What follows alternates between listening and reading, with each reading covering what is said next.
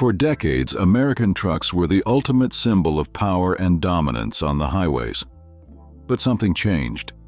Today, the true titans of transport are found in places like Finland and Australia. How is it possible that more efficient, safer, and even more powerful trucks come from outside the United States? In this video, we're going to uncover how other nations surpass the American giants, and what that says about the future of transportation. Stay until the end, because what you're about to see will shatter many myths. Let's roll. When we think of the biggest and most powerful trucks in the world, the first image that usually comes to mind is the American truck. Majestic, imposing, true beasts of the asphalt. But wait a second. That truck you're looking at isn't American. It's Finnish. And that's where this story begins. Over the past 100 years, most means of cargo transport have grown. Longer trains, wider ships. Yet trucks have remained stagnant. While the cabs have evolved and grown huge, the trailers, the part that really matters for carrying freight, seem to have been frozen in time.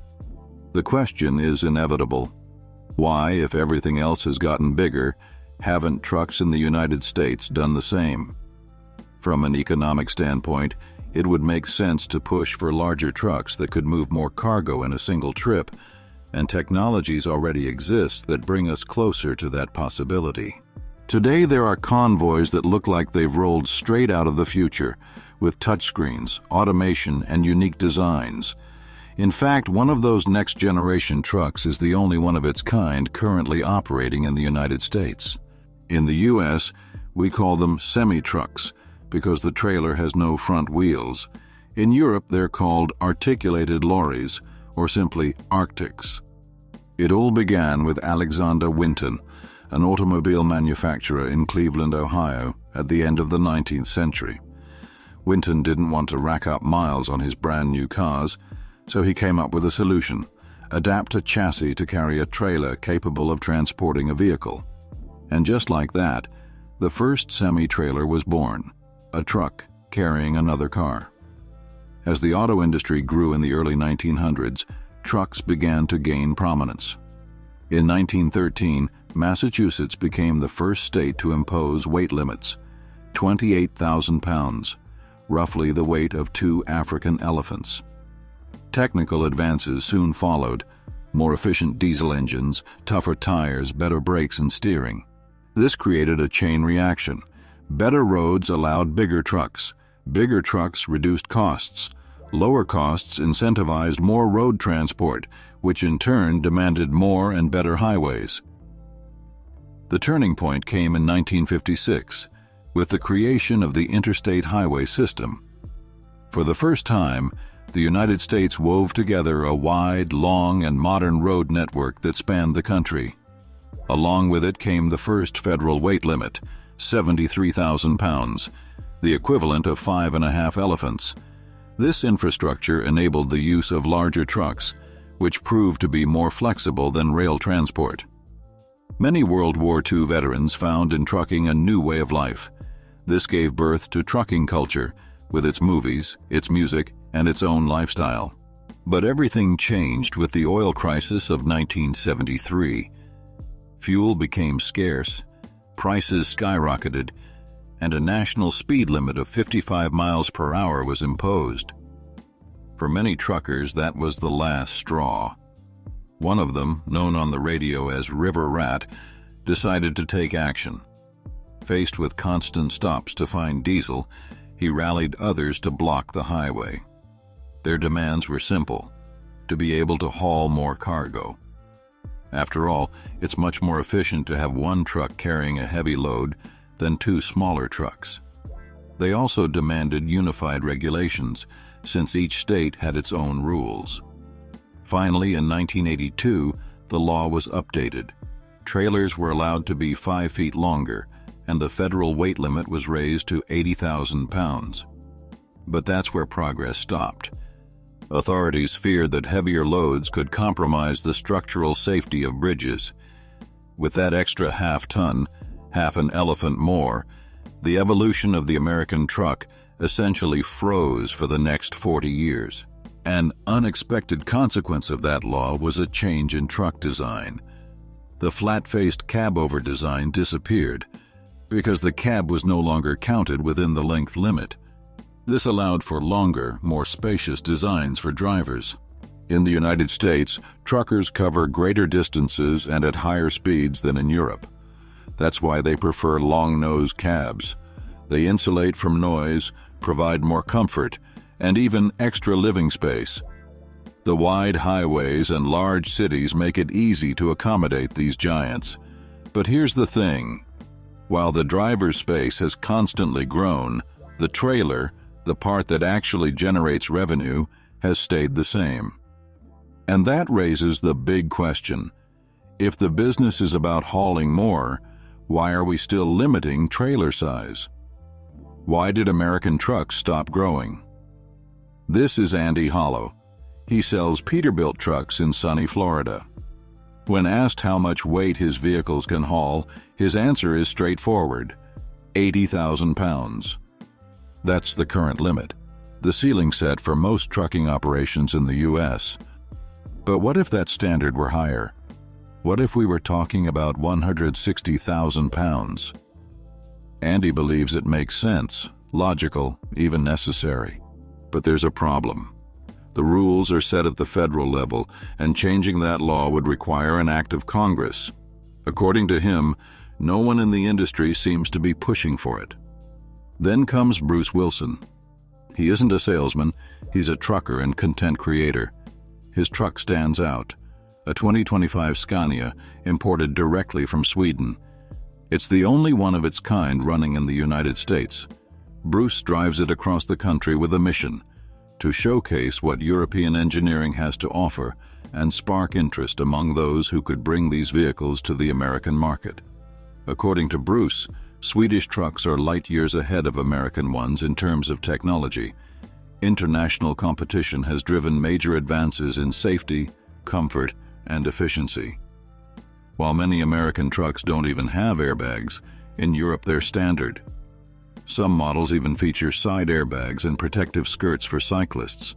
Volvo trucks, for example, already integrate some of these features, but they're still far from the European level. And it's not just about safety. The Scania Bruce drives has 170 more horsepower than a conventional Peterbilt. That extra power makes sense when you consider the new regulations in Finland and Sweden, which allow trucks up to 120 tons and nearly 70 meters in length. These aren't entirely new vehicles, just the same trucks with extended trailers. This configuration boosts capacity without changing the truck's base. What's surprising is that these innovations come from countries with narrow streets and medieval layouts. And yet, Finland has led research on high-capacity vehicles for decades. Through peer-reviewed studies, they've proven what was already suspected back in the 1970s. Longer, heavier trucks are more efficient. Of course, there are additional costs: higher wages, more fuel consumption, tougher maintenance. But when you measure cost per ton-mile, the result is clear. Hauling more in a single trip lowers expenses. Plus, it's a more sustainable solution. Transporting 1 ton of freight with a high-capacity truck emits up to 33% less carbon dioxide. That's why Finland has implemented strict safety measures: cyclist crash tests, multiple cameras, automatic emergency braking, and lane departure warning systems. In 2019, these studies led to a legal change. The country expanded the maximum truck length from 82 to 113 feet and doubled the weight limit to 167,000 pounds. From a technical standpoint, U.S. trucks could handle that weight without issue. Visually, these new designs are also striking and modern. Today, Denmark, Norway, and the entire European Union are considering following the same path. But if there's one country that has taken things to the extreme, it's Australia.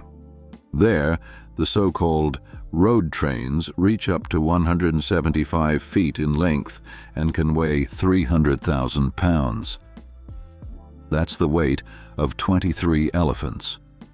On one occasion, a single truck hauled 120 trailers for nearly a mile and a half, setting a Guinness World Record. These road trains exist because Australia has few railways and vast, sparsely populated areas. Hauling minerals, livestock, or fuel by road is essential.